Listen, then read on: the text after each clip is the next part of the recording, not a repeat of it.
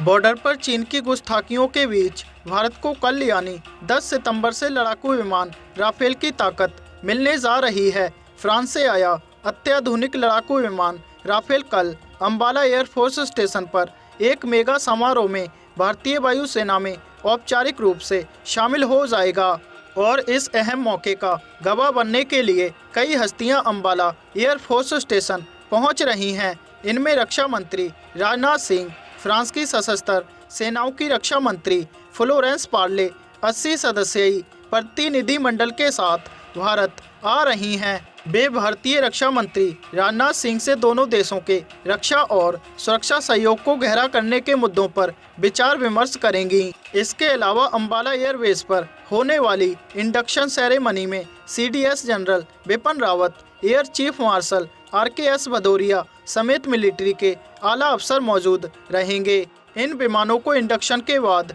Ambala airbase पर ही तैनात किया जाएगा। ऐसे में देखा जाए तो फ्रांस में बने आधुनिक क्षमता वाले राफेल विमानों का भारतीय वायुसेना में शामिल होना और इंडक्शन सेरेमनी के लिए फ्रांसीसी रक्षा मंत्री का भारत आना, इसे चीन पाकिस्तान जैसे भारत के दुश्मनों के लिए बड़ा संदेश माना जा रहा है। इसके जरिए दोनों देशों को स्पष्ट रूप से मैसेज दिया जा रहा है कि अब उनकी न केवल विस्तारवादी बल्कि आतंकी नीतियों को भी दुनिया बर्दाश्त नहीं करेगी और फ्रांस भी इस लड़ाई में भारत के साथ खड़ा है। बता दें 27 जुलाई 2020 को फ्रांस से आए 5 राफेल लड़ाकू विमान वायुसेना के 17 स्क्वाड्रन गोल्डन एरोज का हिस्सा बनेंगे। इस मौके पर फ्रांस से डिफेंस सेक्टर का एक बड़ा प्रतिनिधिमंडल भारत आ रहा है। इसमें दसॉल्ट एविएशन के chairman Eric Trappier, Dassault Aviation के CEO एरिक बर्निंगर भी शामिल हैं। तो वहीं अंबाला एयरफोर्स स्टेशन में राफेल को वायुसेना में शामिल करने से पहले पारंपरिक सर्वधर्म पूजा की जाएगी।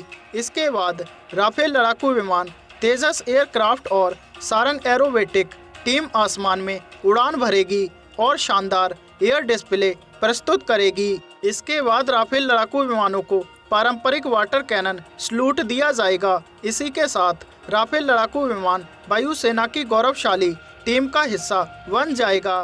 बता दें कि भारत को फ्रांस से कुल 36 राफेल लड़ाकू विमान मिलने वाले हैं, जिनमें से 5 राफेल भारत आ चुके हैं, जबकि 5 विमान नवंबर में भारत को मिल जाएंगे। तो वहीं बाकी बचे 26 विमान 2021 के अंत तक भारत को मिलने की उम्मीद है। इनमें से 18 विमानों की एक स्क्वाड्रन अंबाला और दूसरी स्क्वाड्रन पश्चिम बंगाल के हाशीमारा एयरबेस पर तैनात होगी। तो वहीं बात करें अंबाला एयरबेस की, तो अंबाला एयरबेस भारत की सबसे अहम रणनीतिक लोकेशन पर बना एयरबेस है। यहां से पाकिस्तान की दूरी करीब 300 किलोमीटर और चीन की करीब 450 किलोमीटर है। ऐसे में देखा जाए तो एक बार में 3700 किलोमीटर तक उड़ान क्षमता रखने वाला राफेल तैनाती के बाद आसानी से भारत के इन दोनों दुश्मनों पर नकेल कस सकेगा।